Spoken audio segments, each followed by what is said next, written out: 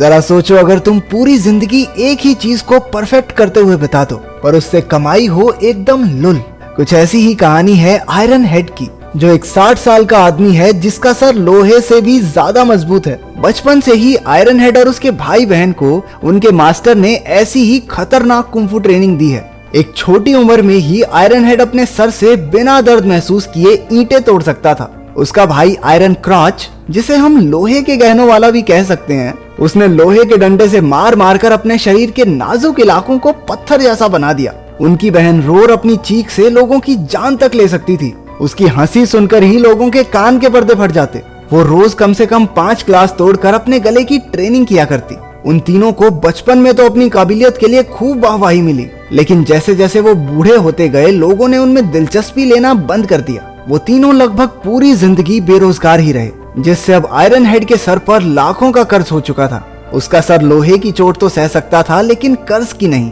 एक दिन लोन वसूलने वाले उसके घर आ धमके और घर का सारा सामान उठाकर ले गए। उनके लीडर ने आयरन हेड के पुराने सर्टिफिकेट्स देखकर एक फालतू सी चीज पर अपनी पूरी जिंदगी झोंक देने के लिए उसका मजाक उड़ाया। अब वो अपनी जिंदगी से परेशान हो चुका था और उसे बदलना चाहता था।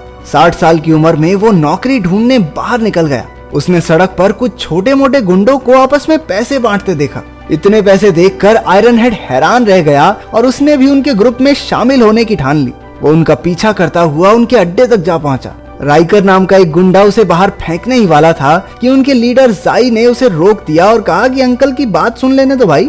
लेकिन जब उसे पता चला कि ये 60 साल का बुढ़ा उनके ग्रुप में शामिल होना चाहता है तो वो जोर जोर से हंसने लगा। आयरन हेड ने उनसे अपनी ताकत दिखाने का एक मौका मांगा, लेकिन उन्होंने उसे बाहर भगा दिया। रात को आयरन हेड की बेटी उससे मिलने आई, लेकिन वो एक खुददार आदमी था जो अपनी बेटी से पैसे नहीं लेना चाहता था। अगली सुबह उसने फिर से जाई के गुंडों को सड़क पर देखा। वो जानबूझकर उनकी गाड़ी के सामने कूद गया। उन गुंडों ने उसे उठाया और पुलिस के लफड़े से बचने के लिए सीधा अपने अड्डे पर ले गए। उसका जज्बा देखकर आखिरकार जाई भी उसे एक मौका देने के लिए तैयार हो गया, लेकिन अपनी काबिलियत साबित करने के लिए आयरन हेड को एक जिद्दी आदमी से पैसे वसूल करने होंगे। वो इस चुनौती को स्वीकार करके उस आदमी को ढूंढने निकल गया। वो एक बड़ा बिजनेसमैन था जो अपने क्लाइंट के साथ एक रेस्टोरेंट में बैठा था। पहले तो आयरन हेड ने उसे आराम से पैसे वापस देने को कहा, लेकिन उस आदमी ने उसकी एक ना सुनी। इसके बाद आयरन हेड ने उसके खाने में थूक दिया। गुस्से में बिजनेसमैन ने उसके सर पर कांच की एक बोतल दे मारी, लेकिन पीछे हटने की बजाय आयरन हेड ने अपने ही सर पर वैसी 10-12 बोतलें और फोड़ डाली। उस बूढ़े आदमी की हालत देखकर आसपास के लोग बिजनेसमैन को कोसने लगे। इस पर शर्मिंदा होकर उसने आयरन हेड को अपना क्रेडिट कार्ड ही पकड़ा दिया।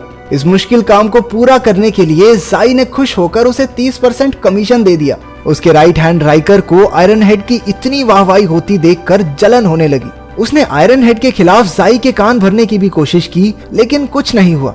अपने इस तरीके से आयरन हेड ने एक ही महीने में मोटा पैसा कमा लिया और उसका घर नई नई चीजों से भर गया। लेकिन उसने अपने काम का पता अपने लोहे के गहनों वाले भाई रोर और अपने मास्टर को नहीं लगने दिया, क्योंकि वो कभी भी उसे गुंडागर्दी नहीं करने देंगे।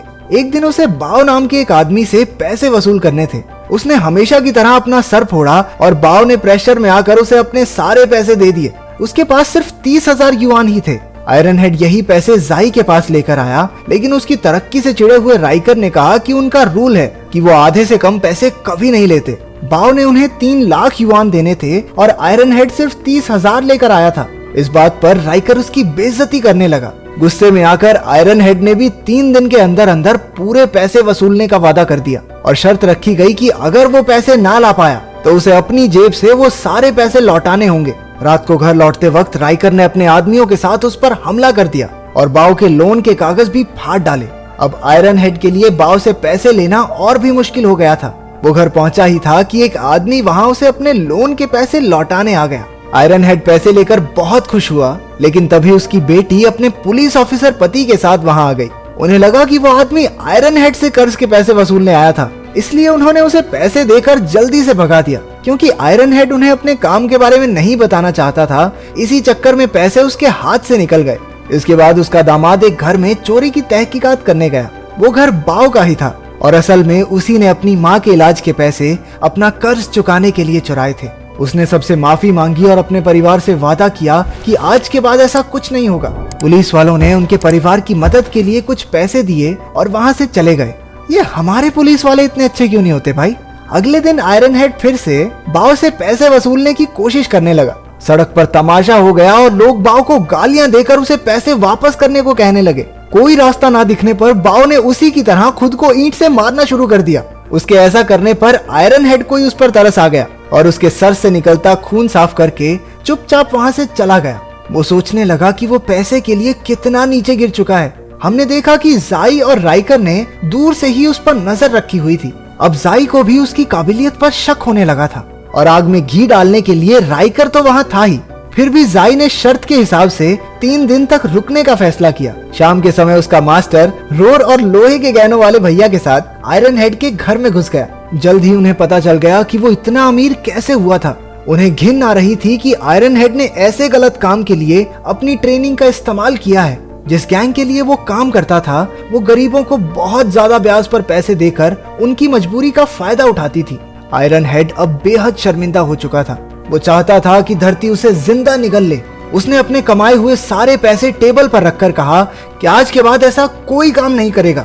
लेकिन जब उन्होंने देखा कि इस काम में तो अंधा पैसा है तो वो तीनों भी उसके साथ जुड़ गए। सारी उम्र लोहे का शरीर बहुत बना लिया, अब उन्हें लोहे का बैंक अकाउंट बनाना था। वसूली के वक्त मास्टर आयरन क्रॉच के गहनों को हथौड़े से पीटता, जिससे डरकर सभी कर्जदार झट से पैसे लौटा देते, क्योंकि उन्हें गोटियों पे हथौड़ा नहीं खाना था। इसी तरकीब से उन्होंने एक ही घंटे में हजारों युआन कमा लिए। लेकिन बाव अब भी बाकी था। उसने कहा कि उसके पास बिल्कुल पैसे नहीं है। लेकिन वो लोग कहने लगे कि घर तो है ना, बेच दे इसे, पर लोन के पैसे तो वापस करने पड़ेंगे। इस सब के बावजूद भी जब वो नहीं माना तो रोर ने उसके घर के बाहर पैसे लौटा रहे, पैसे दे, पैसे पैसे दे, पैसे, ऐसा कुछ बोलना शुरू कर दिया। वो 2 दिन तक बिना रुके बोलती रही और आखिरकार तंग आकर उन्होंने घर बेचने का फैसला लिया। इसके बाद हमारी वसूली टीम सारे पैसे लेकर जाई के अड्डे पर पहुंची। पैसे देखकर जाई ने राइकर की बुरी तरह बेइज्जती करके आयरन हेड को अपना खास आदमी बना लिया। अगले 1 महीने तक वो सब ऐसे ही पैसों की वसूली करते रहे। उनकी आयरन क्रॉच के गहनों पर हथौड़े पेलने वाली तरकीब जादू की तरह काम करती, जिसे देखकर सब डर के मारे पैसे लौटा देते थे। उन्होंने खूब पैसे कमाकर ऐश की जिंदगी जीनी शुरू कर दी। अब तो वो बाकी गुंडों को भी ट्रेनिंग देने लगे ताकि वो भी उनकी तरह वसूली कर सकें। आयरन हेड ने अपने बर्थडे पर शानदार पार्टी रखी। तभी जाई ने सबको बताया कि गैंग का सबसे बड़ा बॉस यान शहर में आ चुका है। उसने आयरन हेड, जाई और बाकी गुंडों को अपनी कार में बुला के आगे का प्लान बताया। प्लान ये था कि अब वो लोग कॉलेज स्टूडेंट्स को भी लोन दिया करेंगे। यान उन बच्चों की मासूमियत का फायदा उठाना चाहता था। आयरन हेड को ये आइडिया बिल्कुल भी ठीक नहीं लगा, लेकिन वो बॉस के डर से चुप रहा। अगले दिन उन्हें कॉलेज की लड़की से वसूली करने जाना था। आयरन क्रॉच के गहने टूटते देख तो वो बहुत डर गई। जब आयरन हेड ने उन गुंडों को लड़की की मजबूरी का फायदा उठाते देखा तो उसे बहुत शर्मिंदगी महसूस हुई। इस बात को अपने दिमाग से निकालने के लिए वो अपने पोते के साथ कुछ समय बिताने चला गया। उनका पूरा परिवार एक क्रूज शिप पर 1 हफ्ता मजे मार के आया। उधर गुंडे उस कॉलेज की लड़की से कहने लगे, बस राइकर भैया के साथ 1 रात गुजार लो, सारा लोन माफ। गैंग के एक मेंबर लिंग ने इसके खिलाफ आवाज उठाने की कोशिश की, लेकिन उसके बॉस ने उसे धमकाकर साइड कर दिया। उधर ट्रिप पर आयरन हेड और उसका परिवार एक बीच पर घूम रहे थे जब उन्होंने बाओ की माँ और उसकी बेटी को देखा। उनके पास अब रहने की कोई जगह नहीं थी। बच्ची ने अपने परिवार की इस हालत का जिम्मेदार आयरन हेड को बताया। इस बात पर आयरन हेड के नाती और उस लड़की में झड़प हो गई। उसके नाती ने गुस्से में भरकर एक कांच की बोतल लड़की की तरफ घुमाई, लेकिन इससे पहले कि वो बोतल उस लड़की को लगती, आयरन हेड ने अपना सर बीच में अड़ा दिया। आज पहली बार उसके सर से खून आया था। उसे समझ आया कि वो कितना बुरा काम कर रहा था। उसने यान और जाई के इस काले धंधे को छोड़ने का फैसला लिया। अगली बार उसने यान से मिलकर अपना फैसला सुना दिया। आयरन हेड उसका सबसे बेहतरीन आदमी था, लेकिन उसके जाने पर यान ने कुछ नहीं कहा। इसके बाद आयरन हेड लिंग से मिला, जिसे उसने अपने नाती का ध्यान रखने को कहा था। पता चला कि यान के आदमी उसे पीटकर उसके पोते को किडनैप करके ले गए। यान आयरन हेड से बदला लेना चाहता था। गुस्से से भरा आयरन हेड अपने नाती के लिए सब कुछ दांव पर लगाने को तैयार था। उसने बाओ की माँ को भी पैसे भेजे ताकि वो अपने लिए घर ले सके। इसके बाद आयरन हेड की टीम यान के अड्डे पर बंदूकें लेकर पहुंच गई। इतने सारे हथियार देखकर सभी गुंडों ने सरेंडर कर दिया, पर ऐन वक्त पर रोर ने गलती से ट्रिगर दबा दिया, जिससे पता चल गया कि वो सारी बंदूकें नकली थी। इसके बाद गुंडों ने उनकी टीम को बंदी बनाकर उन्हें एक जवान लड़की की अश्लील वीडियो बनाने को कहा। यान जानबूझकर घिनौने काम करवा के उन्हें अपनी ही नजरों में गिराना चाहता था। आयरन हेड ने कैमरा पकड़ने से साफ इनकार कर दिया, जिसके बाद एक गुंडे ने उसके सर पर बंदूक तान दी। लेकिन इससे पहले कि वो गोली चलाता, पुलिस ने उनके अड्डे पर रेड मार दी। उन्हें गैंग के काले कारनामों का पता चल चुका था। आखिरकार पुलिस ने यान, जाई और सभी गुंडों को गिरफ्तार कर लिया। सारी लड़कियों को भी उनके चंगुल से आजाद करवाया गया। आयरन हेड भी इस काले धंधे को छोड़कर अपनी बेटी के पास रहने लगा।